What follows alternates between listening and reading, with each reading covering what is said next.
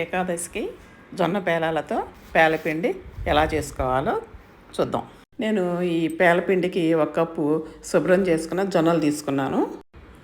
Stove మీద steel గిన్నె పెట్టుకుని సగం పైగా వాటర్ పోసుకొని వాటర్ని మరగనిచ్చి ఆ బబుల్స్ వచ్చే వరకు ఉంచి జొన్నలు వేసేసుకోవాలి.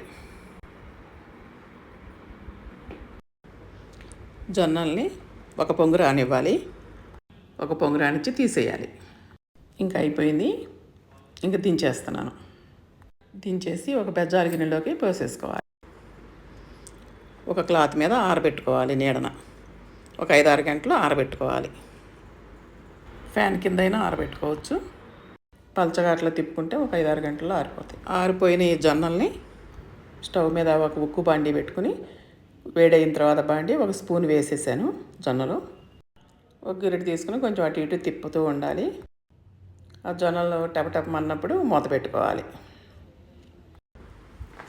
జొన్నలు పువ్వులల్లే పేలాలు అవుతున్నాయి. మిగిలిన జొన్నలను కూడా అలాగే చేసుకోవాలి. అయిపోయినాయి, జొన్నలు పేలాలు అయిపోయినాయి. ఈ పేలాలు మిక్సీలో వేసుకుందాం. ఇంకా పౌడర్ లాగా. కప్పు జొన్నలు తీసుకున్నాను కదా, 1 కప్పు బెల్లం కూడా తీసుకుంటున్నాను. ఏకాదశి ప్రసాదం పేలపిండి రెడీ అయిపోయింది. కొంచెం యాలకుల పొడి వేసుకున్నాం ఈ పిండిలో. 1 స్పూను.